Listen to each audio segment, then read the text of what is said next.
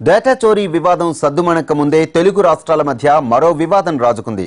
తెలంగాణ విద్యుత్ సంస్థ తమకు 5,000 కోట్లకు పైగా బకాయిలు ఇవ్వటం లేదని ఆంధ్రప్రదేశ్ విద్యుత్ సంస్థ యాజమాన్యం ఎన్సీఎల్టీకి ఫిర్యాదు చేయటం దుమారం రేపుతోంది. బకాయిల విషయంలో ఏపీ ప్రభుత్వం అసత్యాలు ప్రచారం చేస్తోందని తెలంగాణ విద్యుత్ సంస్థ ఆరోపిస్తోంది. ఈ అంశంపై 24 గంటల్లోగా చర్చకు రావాలంటూ సవాల్ విసిరాయి. తెలంగాణ ప్రభుత్వం ఏపీ విద్యుత్ సంస్థలకు 5,000 కోట్లు బాకీ పడ్డాయని ఏపీ ముఖ్యమంత్రి చంద్రబాబు చేసిన ఆరోపణలు తీవ్ర దుమారం రేపుతున్నాయి. ఈ వ్యవహారంలో ఇరు రాష్ట్రాల మధ్య 3 రోజులుగా వాదోపవాదాలు మొదలయ్యాయి. మీరే మాకు బాకీ ఉన్నారంటే మీరే ఉన్నారని రెండు ప్రభుత్వాలు పరస్పరం ఆరోపణలు చేసుకుంటున్నాయి. విద్యుత్ బకాయిల విషయంలో ఎవరి లెక్క ఎంత ఉందో తేల్చుకుందామని అనేక సార్లు లేఖలు రాసినా పట్టించుకోలేదని మండిపడ్డారు తెలంగాణ విద్యుత్ సంస్థల సీఎండీ. ప్రస్తుతం తమ దగ్గర ఉన్న లెక్కల ప్రకారం 2,400 కోట్లు ఏపీ విద్యుత్ సంస్థలే తెలంగాణకి ఇవ్వాల్సి ఉంటుందని, పూర్తిస్థాయి లెక్కలు చేస్తే మరో 1,100 కోట్లు అదనంగా ఏపీ ప్రభుత్వం చెల్లించాల్సి ఉంటుందన్నారు. తమకు బకాయి పడ్డ డబ్బులు చెల్లించాల్సింది పోయి తిరిగి తామే బాకీ పడ్డామని ఏపీ ప్రభుత్వం అసత్య ప్రచారం చేస్తోందని ఆగ్రహం వ్యక్తం చేశారు. మేము ఎన్నో లెటర్స్ రాసినాం, వారికి 7-8 లెటర్స్ కూడా రాయటం జరిగింది. మీరు మాకేమి ఇవ్వాలి, మేము మీకేమి ఇవ్వాలి, సెటిల్ చేసుకుందాం రండి అని కూడా చెప్పడం జరిగింది.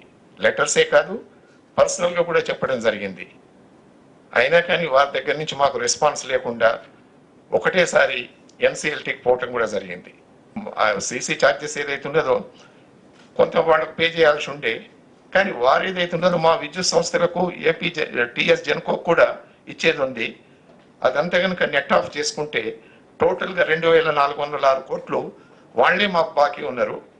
కావాలనే ఏపీ ప్రభుత్వం తమను ఇబ్బంది పెట్టే ప్రయత్నం చేస్తోందని, ఆ రాష్ట్రానికి సంబంధించిన అనేక విద్యుత్ ప్రాజెక్టులకు ఇప్పటికీ తెలంగాణ ఆస్తులే షూరిటీగా ఉన్నాయన్నారు. అయినా తాము ఎప్పుడూ వారిని ఇబ్బంది పెట్టలేదని అన్నారు తెలంగాణ విద్యుత్ అధికారులు.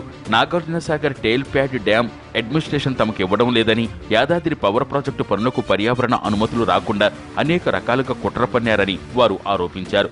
మనం నాగార్జునసాగర్లో ఏదైతే ఉన్నదో రివర్సిబుల్ యూనిట్స్ ఆపరేషన్ చేసేట్టుకుందుకని ఆ టేల్ పాండ్ డ్యామ్ కట్టినాము. దానికి వాళ్ళ ఏరియా లోపల ఒక 50 మెగావాట్స్ పెట్టుకున్నారు. సో వాళ్ళకేమో పవర్ కావాలి. ఆ లయబిలిటీ 400 కోట్లు మన తెలంగాణకు ఉంది.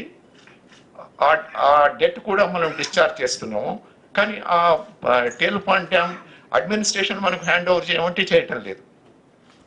ఇప్పుడు మనం ఏదైతే ఉన్నదో వాళ్ళు కనుక మనకు హ్యాండ్ ఓవర్ చేస్తే టోటల్ 7 యూనిట్స్ ఏదైతే ఉన్నదో మనం రివర్సబుల్ యూనిట్స్ కింద మనం వాడుకొని మనం పీక్ డిమాండ్ ఏదైతే ఉన్నదో పవర్ పర్చేజ్ లేకుండా మనం మీట్ చేయవచ్చు.